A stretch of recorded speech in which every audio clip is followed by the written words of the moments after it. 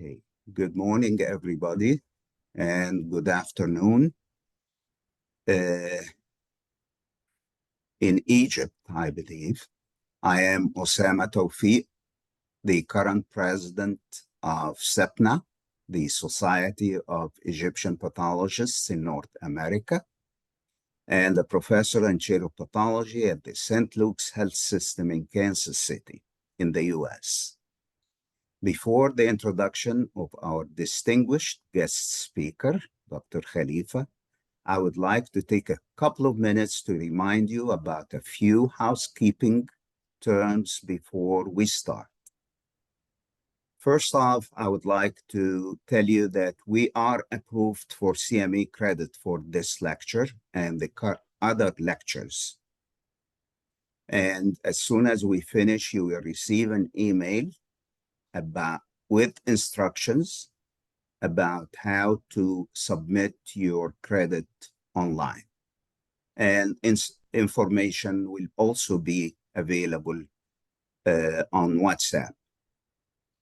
Please make sure to submit your claim within 48 hours of the activities. As always, we appreciate that you mute your speakers and you turn off your videos. And thank you for that, Dr. Shahata and Dr. Samir. I see your lovely faces. Questions will be sent through the chat box on the right of your screen, bottom right, or in person, depending on time, if it is allowed. The moderator, which is me, will try to share them with the speaker at the end of his talk. This lecture is recorded and will be uploaded on the Society's website, as well as our YouTube channel for your convenience for future reference. However, CME is not going to be credited if you do it at a later time. It has to be live. Make sure that you join like what you're joining now through the Zoom app and not through the Microsoft Teams. If you do that, it will take you through a different route that not allow you to join the meeting. So please let others know. I already saw one person that tried to join through Microsoft Teams.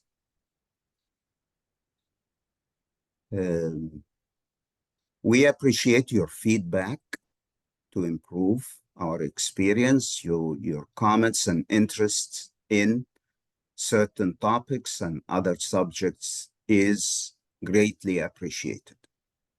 Now to the introduction of my dear friend and superstar, Dr. Khalifa. Dr. Mahmoud Khalifa is an MD, PhD, Donald Gleason Professor, Vice Chair of the Anatomic Pathology Program and Medical Director at the Department of Pathology, Department of Medicine and Pathology at the University of Minnesota in the US. Dr. Khalifa holds the endowed Donald F. Gleason Professorship and serves as the Vice Chair and Medical Director of Anatomic Pathology at the University of Minnesota. He completed his residency training at the University of Oklahoma, not far from where I live, with a fellowship at AFIP, George Washington, and Georgetown Universities in Washington, D.C. He is certified by the American Board of Pathology and the Royal College of Physicians and Surgeons of Canada.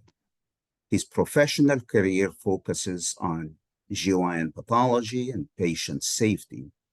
He held several laboratory medicine leadership positions in distinguished North America University. The title of his presentation is Handling Problem Cases of Endometrial Adenocarcinoma. Dr. Khalifa, welcome, and we're looking anxiously for an outstanding lecture. Thank you, Dr. Osama, for the introduction, and thank you all for being with me and giving me this opportunity. I will try to share my screen now, and I hope this works well.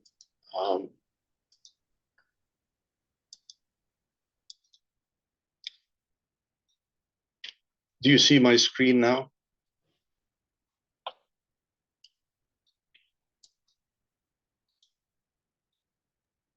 Yes, we do.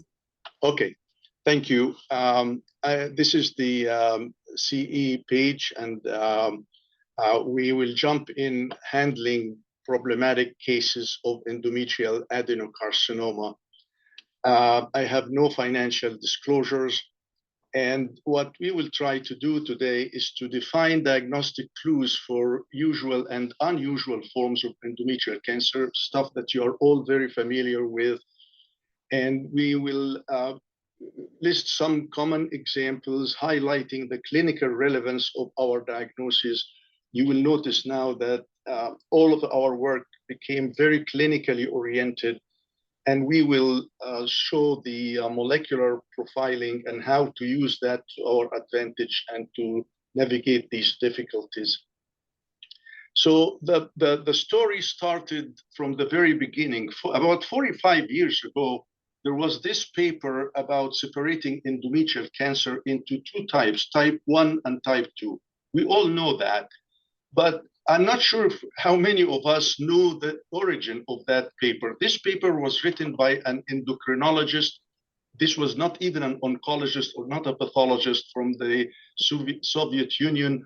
And he decided that tumors can be, endometrial cancer is type 1 or type 2 from his point of view, from the clinical point of view, which is absolutely correct. There's nothing wrong with that. However, what happened after that, for the following 40 years, we kept struggling to try to define what he really meant by type 1 and type 2. And we started defining morphologic criteria and developing algorithms and how to do that. And during the 40 years, some new entities came along. We didn't know what to do with them. And okay, we attended courses, we talked to experts, we used histochemistry, we used immunohistochemistry. But it was exhausting to always try to put the case into type 1 or type 2 and whether that works clinically or not. Luckily, today we are in an era where morphology is not a standalone art. It ties in with molecular diagnostics. We have a lot of molecular tools to help us, and we tie all of what we do with the clinical outcome, and then the clinicians give us feedback to refine our criteria and make our diagnosis more clinically relevant so we can help the patient. So luckily today we have this classification, molecular classification of endometrial cancer. Basically, endometrial cancer is classified into one of these four categories that we will go over this. This came about 10 or 15 years ago, so now it should be very widely adopted. So you can see how these entities are clinically relevant. If the tumor is polymutant, then probably this patient doesn't need additional therapy, even though it looks high grade and it looks bad, but that patient doesn't need additional therapy. If the tumor is MMR deficient, patients respond to immunotherapy and PD-L1 inhibitors. If the tumor has P53 mutation, we need to test for HER2 because these patients benefit from Herceptin treatment.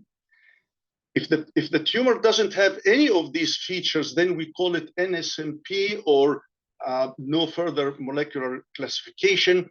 And these are about 80% of endometrial cancer, and these probably can be treated again conservatively. So classifying endometrial cancer in one of these four categories started to make sense. The problem with this classification when it came out is that it was difficult to adopt. Pathologists were scratching their head. What do I do with this? And then the group in the University of British Columbia came up with this algorithm, which is kind of very helpful and very practical. It's called PROMIS. The PROMIS algorithm, you test for MMR. If it is deficient, stop. If it is potent, do poly NGS. And if it is mutant, stop. If it is abnormal, you do P53. Sometimes we do P53 before poly, but basically, I like this PROMIS approach because it is stepwise. It takes me by the hand how to sort out the case. So now, after all of these years, when we have so many types of cancers, and this is what we teach our medical students, this is how we teach our residents. You have to, this is how the textbook is written. Endometrial cancer has all these cell types. But now your job became, if you can just put that cancer in one of these 4 blocks, one of these 4 categories: polymutant, MMR deficient, P53 abnormal, or NSMP. These are the 4 blocks or 4 boxes that you have to do. Can you do that? Well, I can do it. You know, I can score the goal if you give me a good ball and I can score the ball. Okay, you have the ball, you have the case, you have to call it one of these 4 categories every time. Maybe I can do that. But what am I going to do if the ball is not really ball? So this is what we are talking about today. How to navigate your way, how to still score the goal with a case that is not really fitting morphologically with any of the categories that you know. We will go over some examples. Let me start with the first easy case: 67-year-old, postmenopausal bleeding, had an endometrial biopsy. The pathologist outside called it FIGO grade 3 with squamous differentiation. I don't know why pathologists still do that. Why do pathologists still say things like squamous differentiation when in squamous differentiation is not really one of the clinically actionable terms? Like, what do you want the oncologist to do with that? Anyway, so this was called FIGO grade 3 with squamous differentiation. And here's the hysterectomy that we received. You can see this is the cervical section, and you can see some solid areas here. The endocervical canal is clearly infiltrated by a malignant tumor. If we highlight that, if we the high magnification of that nest, you can see, I think it looks like squamous. I don't know. It looks solid. What do I do with that? Is that squamous cell carcinoma of the cervix, or is this part of the endocervical cancer? Anyhow, you look at the fundal section, and you can see the tumor almost all the way to the serosa. Some of the tumor is glandular. You can see these glands. Some of the tumor is solid. And on high power, you can see that the tumor is partly solid, partly glandular. I can see the nuclei around. The nuclei have open chromatin. We don't have prominent nucleoli. So that fits the diagnosis of endometrioid adenocarcinoma. Maybe that's why the pathologist called it FIGO 3. That makes a lot of sense. And you can see, again, high power, you can see the glands, you can see the solid areas more than 50%. So that fits the bar for calling it FIGO grade 3 endometrioid adenocarcinoma. It metastasized to the lymph node, and here is the lymph node metastasis. So what do we do with that? We do MMR. So here are the 4 MMR proteins, and they are all positive. So that would be a good example of the NSMP category. That's an NSMP tumor. If you want to call it FIGO 3, that is also a good diagnosis. So this would be a FIGO 3 endometrioid adenocarcinoma MMR intact. Where do we go from here? According to the algorithm, MMR first. If it is intact, you go for poly. And here is poly, and poly was also wild. So this is a poly wild case. In other words, it is an NSMP tumor. You stop here. We don't need to do anything more. some centers in North America, including ours, we try to further classify NSMP tumor, and we do a stain called L1-CAM. L1-CAM is a membrane receptor. I don't want to waste your time talking about it, but we believe that L1-CAM can detect some aggressive clones within the tumor. Whether you do L1-CAM or not, that's not the issue. But we saw now how this case was a FIGO3 MMR potent, intact, and that takes her to poly. Poly was intact, wild, and therefore this will be an NSMP tumor. The next case is a 71-year-old patient with postmenopausal bleeding, and the biopsy, the pathologist looked at it, it looks like that. Very, very high grade, of course. Cells are almost all the same. Maybe we have some nucleoli, not many, but I think, I don't know what you're thinking of this endometrial cancer. If you think serous carcinoma, probably you have reasons to think that it is just sheets of malignant cells with prominent nucleoli. What is the next step? The next step is to do MMR. When the pathologist did MMR, you can see that it is deficient in MLH1 and PMS2.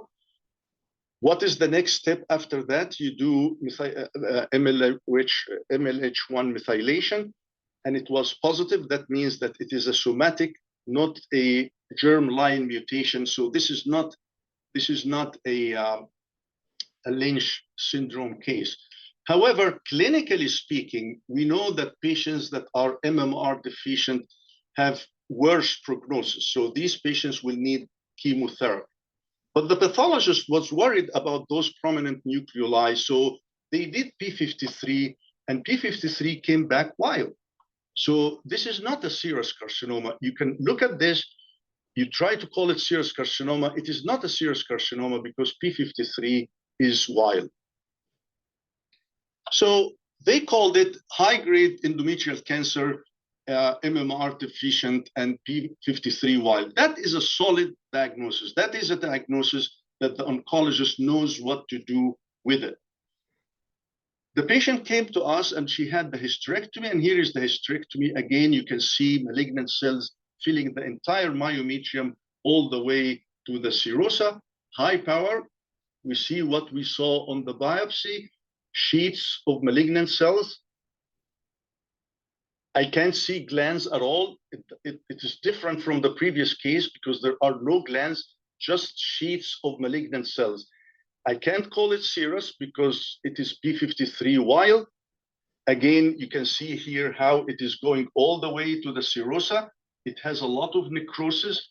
And here is a lymph node, and the tumor metastasized to a lymph node. So this is a highly aggressive tumor. Again, you can see the aggressive nature and the necrosis. The pathologist, of course, with that morphology, thought, could this be neuroendocrine? And therefore, they went to chromogranin and synaptophysin, and you can see that they are negative. So chromogranin and synaptophysin could tell us that this really is not a neuroendocrine carcinoma. It is a carcinoma because it is cytokeratin positive, but not neuroendocrine carcinoma. They showed me this case, and it looks very strange. And I even considered lymphoma, which is obviously it's not a lymphoma. So we did lymphoma markers, and it was negative. So how do you sign this case? You cannot say it is a serous carcinoma because this is how you want serous carcinoma to look like. You want prominent nucleoli, you want nuclear pleomorphism, you want dark chromatin, and you want P53 to be strong and diffusely positive. This is the P53 that you want to call it serous carcinoma. Our case here, as I showed you, just solid sheets, no glands at all, and P53 wild. So what do we do with that? I think that is the definition of undifferentiated carcinoma. So the undifferentiated carcinoma is just solid sheets, no glands. This case is P53 wild, or normal, so we can't call it serous carcinoma, but it is MMR deficient. What does MMR deficient mean? According to the PROMISE algorithm, you stop here. You don't have to do poly mutation, poly testing. So we didn't do poly, and it was called just P53 normal MMR deficient undifferentiated carcinoma. And we scored the goal because it fits in one of the 4 categories, which is MMR deficient carcinoma. As I said, they know that this patient will do poorly, and this is a patient that receives immunotherapy without even doing PD-L1 testing. The next case was a 65-year-old with postmenopausal bleeding, and the pelvic sonography shows the endometrium to be heterogeneous and abnormal. So the curettage was done, and the pathologist looked at this and saw areas of glands with adjacent areas of solid tumor cells, maybe spindle. I don't know. They looked at this and called it, it looks biphasic, glandular, solid. You see mitosis. It is high grade. What do I do with this? Where do you go? You go to MMR. So they did MMR. And again, this is another example where you can see MLH1 and PMS2 deficient. So this would be an MMR deficient tumor. The pathologist thought of serous carcinoma, and they did P53, but look at P53. It is wild. So you can't call it serous carcinoma. And frankly, you can't call it carcinosarcoma because carcinosarcoma by definition would be P53 abnormal. P53 was wild, had some ER, cytokeratin positive, chromogranin negative. So the pathologist, because of the biphasic diagnosis, biphasic morphology, called it high-grade endometrial cancer and favored carcinosarcoma. That's fine. That's fine. They favor carcinosarcoma. The patient came to us with for the hysterectomy. On the hysterectomy, you see exactly what you saw on the biopsy. You have glands and you have solid sheets of malignant cells. Does that look like our first case that we called FIGO3? Not really, because with FIGO3, you see the solid areas mixed with the glandular areas. Here you see them next to each other. Does that fit with the second case? Not really. The second case, we called it undifferentiated because the second case did not have glands at all. Here you have glands on one side and solid areas on the other side. We did some stains to try to define them, but you can see here how the morphology is very distinct. You have solid areas in one side and glands on the other side. And here is the immunohistochemistry for both components. They are both have P53 normal staining, so they both stain the same, and they are both napsin A negative. I don't know why they did SAT-P2, but anyway, so this would be a good example of what is known as dedifferentiated carcinoma, where you have solid areas and glandular areas, but separate from each other.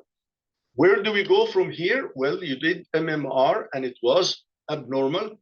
It was deficient. So we don't go to poly mutation. And again, we scored the goal. We were able to put the diagnosis in one of the 4 boxes. This would be called dedifferentiated carcinoma mismatch repair deficient. This is an MMR deficient carcinoma. The next case is a 77-year-old postmenopausal bleeding with endometrial curettage, and the pathologist called it endometrial high-grade carcinoma. Called it high-grade carcinoma. I don't know if they do MMR and P53 routinely in every hospital, but I hope what I'm showing you today is that doing MMR routinely on every case, every curettage that is malignant in the hospital is really very useful, not only to tease out the type, but also to help the oncologist decide on what next steps they can do, because their algorithm now really depends on our MMR testing. And here is the hysterectomy. You can see that the tumor is very strange. It looks like high grade. It is very polypoid with hardly any myometrial invasion. It is just one big mass sitting in the endometrium. High power, you can see the nuclear pleomorphism. You can see prominent nucleoli. That honestly looks like what I want to call serous carcinoma. And it has other areas. They don't have prominent nucleoli, still ugly morphology, still pleomorphism, nuclear pleomorphism, but clear cytoplasm. Where do we go from here? We do MMR, and you can see MMR, all 4 proteins are intact. But again, you have these 2 components, almost like biphasic tumor. You have a component that has prominent nucleoli. You can see prominent nucleoli here all over, and the nuclei are dark, like serous carcinoma. And here you have cells with clear cytoplasm, like almost 2 morphologies. I don't know. So we need to do P53, and P53 was almost exactly as we expected. Parts are solid, diffuse and strong positivity, and part is wild. So P53 is abnormal in one area and normal in another area. But look what P53 is doing here. P53 is highlighting the in situ component of that tumor. So you can see high power on the in situ component. That, what do you call that? We call that serous intraepithelial carcinoma. In the past, we used to call that intraepithelial carcinoma, but now we call it serous intraepithelial carcinoma, which is the precursor for serous carcinoma.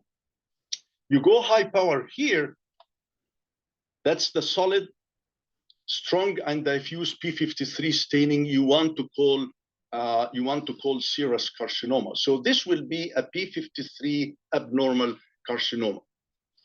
Where do we go from here? We do HER2, because as I said, in the algorithm, every P53 abnormal gets HER2, because these are the patients who receive Herceptin in their treatment. And as we expected, she was HER2 3 positive. So that patient will get Herceptin. But we didn't solve the part, the other part, because there was a part that was P53 normal. That part was HNF1 beta positive, which means that it was clear cell carcinoma. If you like to do HNF1 beta like I do, I find it reliable. Some people prefer napsin A. I know some of my colleagues on the call, they do napsin A. That's fine. It will be napsin A positive as well. So this case will be called mixed clear cell and serous carcinoma, and it is P53 abnormal. So according to the PROMISE algorithm, yes, we did P53 before the poly, but the point is that this patient does not need poly NGS testing, because now she fits. Again, we scored the goal. This is a P53 abnormal carcinoma, and they know very well what to do with that diagnosis. The next case is a 69-year-old postmenopausal. And you can see this is a simple case. They did a biopsy in the community. You have glands, you have, I think we would all agree that this is endometrioid adenocarcinoma, FIGO1, no problem. Well, the pathologist in the community did MMR as they should. And as you can see here, MLH1 and PMS2 are also deficient. So that case was signed out perfectly. This will be exactly the diagnosis our oncologists would like to see. Endometrial, endometrioid adenocarcinoma, FIGO1 MMR deficient.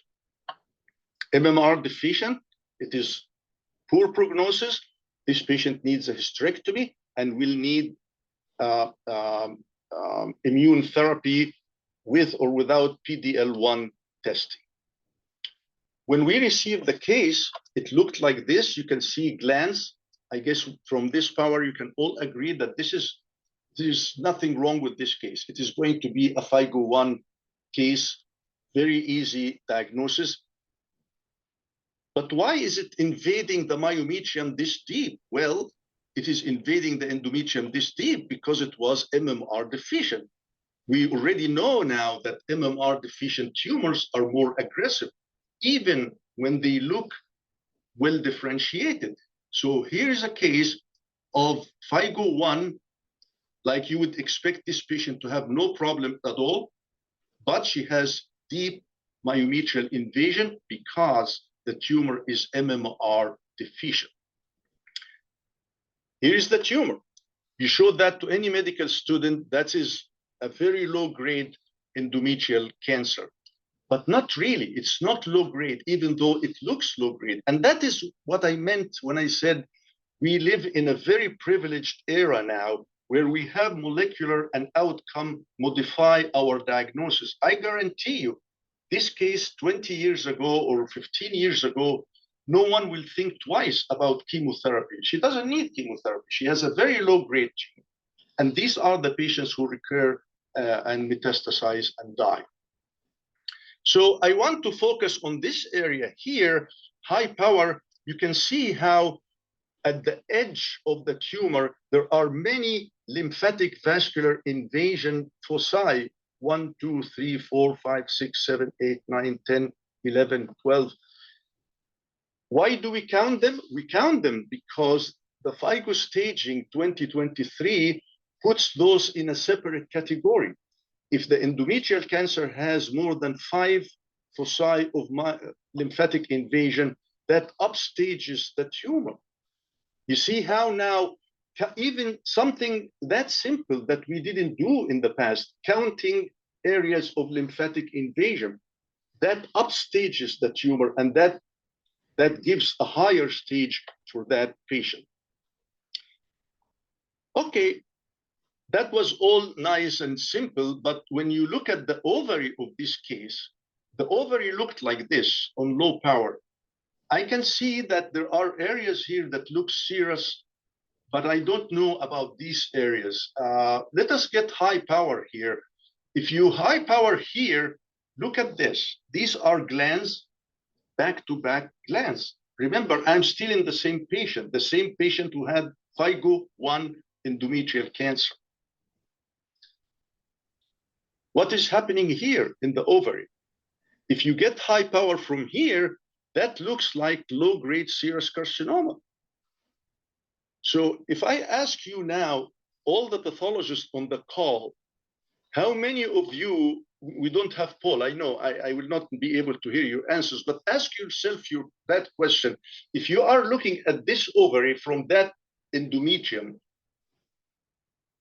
how many of you will say, this looks endometrioid, but this looks like serous?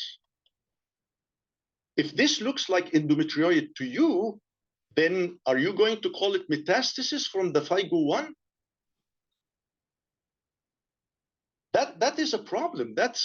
I thought that this case, even though it was very, very simple and it was meant to be one of the easy, this is an easy ball. It turned out to be a very difficult ball for me because I'm looking at this and I don't know, is this endometrioid? Can I call this metastasis? So would this be a patient that is like stage 3? Remember, ovarian metastasis takes the patient to stage 3. That's a very, very advanced diagnosis. Oh, look at the omentum. This is the omentum. The omentum has metastasis. But wait a second. The omentum has metastases that actually look like this, does not look like that. So Does the patient have serous carcinoma in the ovary that is totally unrelated, that also metastasized to the omentum? And how can you answer all these questions? Look at this lymph node. Look at this lymph node. It has metastasis. I think we all will agree that it has metastasis. I have a brilliant resident here with me. Honestly, I don't know if I would have picked that. That resident told me, well, yeah, we have metastasis, but they look different. If you look at this area here, this looks serous. But look at this area, this looks endometrioid. So, whoa. So this is very, very confusing. I thought that this was one of the most difficult cases. And the answer, of course, is going to be in molecular testing. So when we did MMR on the tumor was not only deficient in MLH1 and PMS2, but was also deficient in MSH6. As you know, MSH6 is very specific for Lynch syndrome. So this is a Lynch patient that was not diagnosed before. The patient didn't know that she had Lynch. Nobody knew that she had Lynch. So that her endometrial cancer will be a classic MMR deficient endometrial cancer. Not only that, it is very aggressive. Well, we know it is aggressive, but also the patient has Lynch. Look at the ovarian tumor now. To answer the question of the two morphologies and are they the same or not? Yes, they are the same because they stain the same. All the MMR proteins are the same in both components. So when I thought that the round glands in the ovary could be metastasis from the endometrium, I was wrong because the endometrium is deficient, but the round glands are potent. So those round glands are not metastases from the endometrium, but they stain exactly like the serous carcinoma in the ovary. So basically what I see in the ovary, what you saw in the ovary, what you saw metastatic to the omentum, and what you saw metastasis here, these were all the same. These were all serous carcinoma. All of this is the same. It is serous carcinoma. It just looks different. And it metastasized because the patient had Lynch syndrome. So how do we sign out this case? This was an endometrial carcinoma FIGO grade 1 that was supposed to be very simple, was supposed to be no problem at all, except that she was MMR deficient and the patient is Lynch. And we had to do poly. You said, why did you do poly? If you said, if it is MMR deficient, you don't have to do poly. We had to do poly to figure out what's going on in the ovary. But guess what we found on poly? Because our poly panel also tests for TP53 mutation, and it was tested positive. So you noticed how this patient, because she has low-grade morphology, nobody in surgical pathology decided to test her for P53. Why would I test her for P53? If we tested her for P53, she would have been abnormal because molecular showed that she was a P53 mutant. I found this case fascinating, and all Lynch syndrome cases are fascinating. So she has endometrioid FIGO grade 1 MMR deficient, but she also had low-grade serous carcinoma in the ovary. And her profile was double profile MMR deficient and P53 abnormal. This was a fascinating case. Obviously, she has a poor prognosis, but it just shows you that even when the morphology is very, very low grade, molecular testing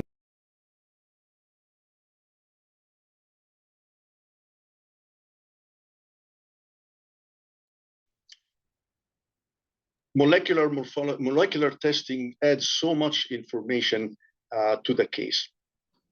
Speaking of cases that had endometrial and ovarian cancers at the same time, I have to share this case with you because it is one of my cases that I will tell you what happened with it later. So again, here's another case. I think low power and high power. Is that a problem case? No problem at all. I'm sure everybody on the call here will have no problem calling this FIGO grade 1 endometrioid cancer. This is like what, maybe 10 seconds diagnosis. It wouldn't take much from you to call this endometrioid carcinoma with inner myometrial invasion. So the problem with that case is that the ovary looked like this. The ovary had these structures. What do you do with these structures? Let's have high power on them. So this is the high power of this area here. What would you call this? If you had this ovary with this endometrium, what would you call this ovary? So I struggled with this case. If you call this endometrioid carcinoma, which it is, this is endometrioid cancer, then that will make your patient stage 3, because now she has endometrial cancer. Remember, this was endometrial cancer limited to the inner myometrial half. So this would be stage 1A. So you are taking her from stage 1A to stage 3 if she has ovarian metastasis. How do we answer that question? So the good news is that we have a very liberal NGS laboratory in our institution, and we tested this by NGS. And you can see here's her report that shows that these are 2 tumors. They are both adenocarcinoma, but they are molecularly different. So the background of this tumor is different from the background of that tumor. The mutation was different in these 2 tumors. So this was just another example to show you the value of how molecular testing, sometimes, again, when we sign out cases, we are busy, we think cases make sense. Yeah, endometrial cancer with ovarian metastasis, but you should ask yourself if it is invasion in the limited to the inner half of the myometrium, how come it jumps to the ovary? And therefore, the answer was in the molecular testing. So to summarize what I discussed with you, and thank you for giving me the time to share these cases with you. Reporting endometrial cancer according to the molecular subtype has very, very critical role in designing adjuvant therapy. And the more we familiarize ourselves with that, and the more we can integrate this in our daily workflow, the more we can help our patients. So today we worked with 4 cases that really were not fitting very well with the cell type, but we managed to score our goals, which is putting them in one of the 4 boxes. We discussed FIGO grade 3, we discussed undifferentiated carcinoma, dedifferentiated carcinoma, and what do we do with cases with mixed molecular morphology. As always, communicating with our clinical colleagues is very, very valuable, because they will tell us whether our reports are useful to them or not. When we keep putting in our reports things like squamous differentiation, mucinous differentiation, papillary configuration, atypical, when we keep putting that stuff in our report, thinking that we are making good diagnosis, the clinician will tell you, is that useful to them or not useful to them? So finally, this is our wonderful group here in the University of Minnesota. The faculty and the fellows, unfortunately, our residents didn't make it to that photo, but it is our faculty and our fellows, and these are the people who get this work done and are making our advances. My email is listed down here. Please send me emails with your questions, and if you want to discuss any of these cases, I will be happy to share with you. Dr. Osama was just. I want to show you something here. I don't know. Yeah, Dr. Osama was asking me about our digital pathology, and this is our digital pathology module. And as you can see here, with my cases, a resident can come and look at the case and say, well, this is serous carcinoma. I want to see what serous carcinoma looks like. It looks like that. I'm going to stop because it has PHI, so I don't want to be violating, making HIPAA violation. But yeah, so digital pathology, keeping those examples in digital pathology and coming back to them to visit and study them was very useful. Thank you very much. Wow. Thank you so much, Dr. Mahmoud. We really learned a lot. Very, very instructive and informative lecture. There has been a few questions. I believe we have time for in-person, so you guys can unmute and ask questions because we have plenty of time to have like 3 or 4 questions.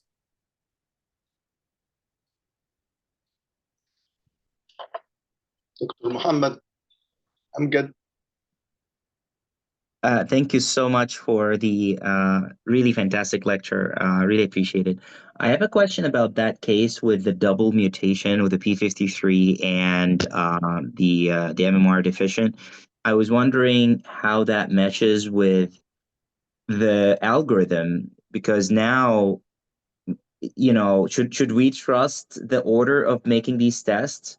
And also, I related to that question, poly is more of a NGS type of testing, whereas P53 can be done with IHC. So how come the order of events includes poly first, even though P53 is much easier to do with just a simple immunostain? Thank you so much. This is a very practical question and a very good one. I have this case in that lecture to show that how this case, nobody, you know, the pathologist is not going to order P53 unless the morphology triggered them, right? So that case had a very low-grade morphology. So the pathologist outside and the pathologist in our institution never thought of testing for P53.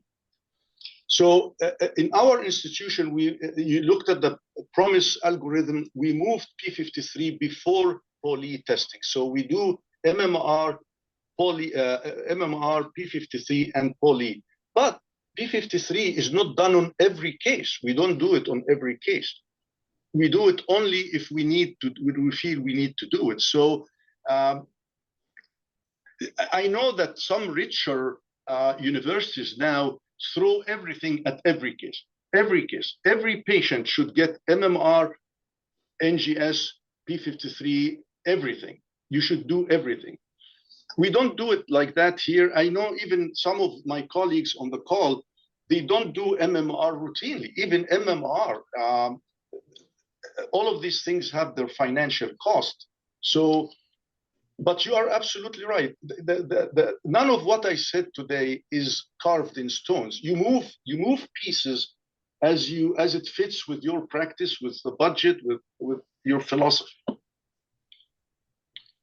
Thank you. That actually makes a lot of sense. Yeah, at Northwestern, we do indeed do everything, actually, like NGS, PDL1, even MMR, the whole thing for every single, but it has to be FIGO2 or higher. But yeah, I agree. Yeah, that's what I meant.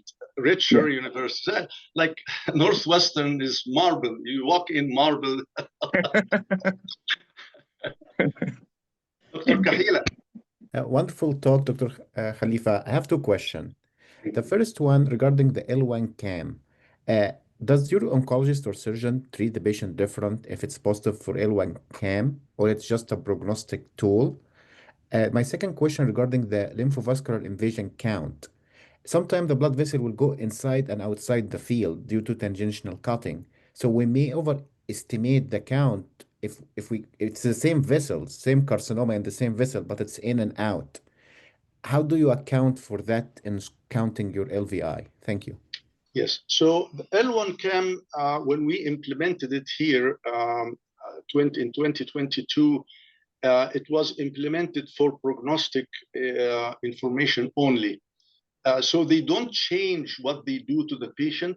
But if we call the case L1, because remember, the patient who gets L1 CAM is the NSMP patient.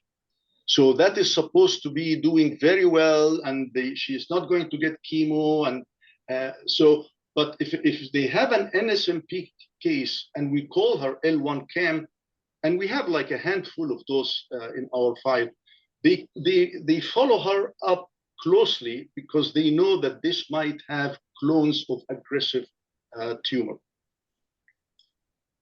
The count, the LVI count, as you know, this is a disaster because there are no guidelines as to whether you can measure LVI in multiple blocks or in one block, or there are no guidelines about that. And when people complain about LVI count, I always respond by saying, you know what, is it more than 5 or less than 5? So it's not a big deal. Like, we are not going to fight about a case that this is 5 or 7 or 9 or 13. It doesn't really matter. Like the case that, and even when you look at the staging, after you report it, the staging refers to it as significant LVI. Well, they just said significant or CAP. CAP decided that significant is 5 or more. But the actual algorithm for staging, it is significant LVI. So this is, yeah, I hear you. And I'm the first one to complain about LVI. And is this like real science? Or I don't know if this is real science, but. Thank you so much. Can I ask one more question, please? Go ahead, Dr. Shahat. Yes, sir. I'm curious about your patient with Lynch syndrome. Do you have any information about any family members or no? It's a curiosity question. Sorry, Dr. Osama, could you repeat the question, please? Because Dr. Shahata, can you repeat your question, please? I have a hard time also hearing it. Your Lynch question patient case, do you have any more information about the rest of the family? You presented a case with Lynch syndrome. yes. Oh, Lynch, okay. Yes. So, yeah, thank you, Dr. Shahata. Yeah, that particular patient was never diagnosed to have Lynch syndrome. And when they went back, they sent her to genetics. They were able to find the family history, and she was documented. So I can talk again about a different lecture about the value of Lynch syndrome, because Lynch syndrome patients are susceptible for other cancers, as you know. So it is very critical if we can pick those patients and identify them. You basically saved her life by telling her that. Thank you. Good to see you, Dr. Shahat. Good to see you. Same here. Habibi Wallah. Dr. Mahmoud, I have a question, please. This is Dr. Desuki from Roswell Park. Yes, sir. So for the last case, what if you get the same NGS profile for both tumors? What are you going to call this? Are you going to call it 1A3 or T3? You mean the very last case? The very last case, please. Well, yeah, I called it. Well, what happened, this case, I keep track of cases that I amend based on molecular morphology. I'm hoping to write this one day, and the surgical pathologist, really, we need to be honest about this. If we can just come out and say it, how many times do you amend? How many times are we wrong? based on morphology alone? And has the time come to depend more and more on molecular diagnostics? So this case, I called it FIGO stage 3, because I was convinced that the ovary was metastasis. And then on tumor board, the oncologist, very smart oncologist, said, "What are you talking about? The ovary, did you see the ovary is very small, and this patient is doing very well. Are you sure about that?" I said, "Well, what do you want me to do? The only thing I can do is molecular." She said, "Would you do that?" So I did molecular, and just to teach myself something. And molecular came back that these are 2 separate tumors. So I amended the report and I said, no, the tumor was stage 1A, and the ovary is another stage 1A ovarian tumor. These are 2 separate tumors. But the question is that the tumor is very superficial in the endometrium.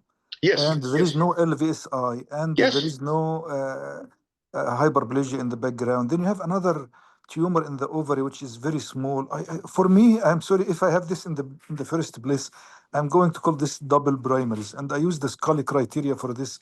And even if the NGS has the same profile, still I'm not going to call this metastatic disease from the uterus to the ovary. This is just my opinion. Yeah. Well, Thank you. yes and no. Yes. So we did that study before. We got all tumors that are endometrioid in the endometrium and endometrioid in the ovary. And that was an experiment. That was a study. We did NGS on both. And we found out that the great majority of them, irrespective of the depth of myometrial invasion, the great majority is actually, it is the same tumor. So I would say that cases with endometrioid in the endometrium and the ovary are more likely to be stage 3 than stage 1, 2 tumors. But what you said also was correct, since the case had very shallow myometrial invasion, maybe I should have done the molecular independent. I shouldn't have signed it out as 3 and come back and call it 1A. So that's what I said towards the end. If the case is superficially invading the myometrium, maybe the ovary is not a metastasis. Maybe that's a separate tumor. But I don't think I can call it separate tumors just based on that without molecular. I think we should do molecular. I think we should justify what we are doing. Shukran, Mukhtar. Look, I have a couple of questions. One issue about poly testing. Where do you send it to? There are issues about sending it. Do you send it to Mayo or you send it to other places? Because there has been a debate for particularly community pathologists. They have a hard time finding good labs. The other question that I have is in the CAP checklist, there is something confusing about pleomorphism or clonality of P53 expression. And that where you see areas that are P53 positive or mutated and areas that are wild type. And that can be an issue for certain molecular types. How do we classify these tumors? And I believe they said some of them might end up being HER2 positive, or HER2 can be beneficial for them. So the first question, we developed our NGS here, and our NGS is unique because it tests for poly and P53 and beta-catenin, all in the same panel. So the panel is used for the 3 genes. It is done locally here. And the next question, by the way, we found also that molecular supersedes IHC. In other words, you can call it focally P53, whatever, but molecular will decide whether it is p53 abnormal or not. So again, we are privileged to have our molecular lab here. So even the issue that you mentioned about the subclonality, I know that many people are big on that, and they report them separately as subclones and whatnot. We don't do that because once I send it to the molecular is going to tell me if it is TP53 abnormal or not. And that answers the question for us. But HER2 is a different story. If the case is p53 abnormal, they need to have HER2 because, as I said, these patients will be subjected to Herceptin treatment. So we don't use HER2 as a diagnostic tool. It doesn't help me, but it is essential. If the case is p53 abnormal, we have to do HER2. Again, thank you, thank you, thank you. Before we end, I would like to say كل سنة وانتم طيبين ورمضان كريم. Next lecture is going to be during the month of Ramadan. My apologies for that. Hopefully it's going to be convenient for everybody. Dr. Mahmoud was kind enough talking about digital pathology. We're going to have a special seminar in 2 weeks. So mark your calendar. I will send you information about this. February 21st, we'll have a special seminar about digital pathology adoption. One lecture given by Dr. Hoda from the NYU about going digital for your sign out, and the other about our dreams in Egypt to go digital by Dr. Assam Ayad. So stay tuned. Until next time, we thank you again, Dr. Khalifa. We appreciate all your help, and we look forward to seeing you again. Take care. Thank you.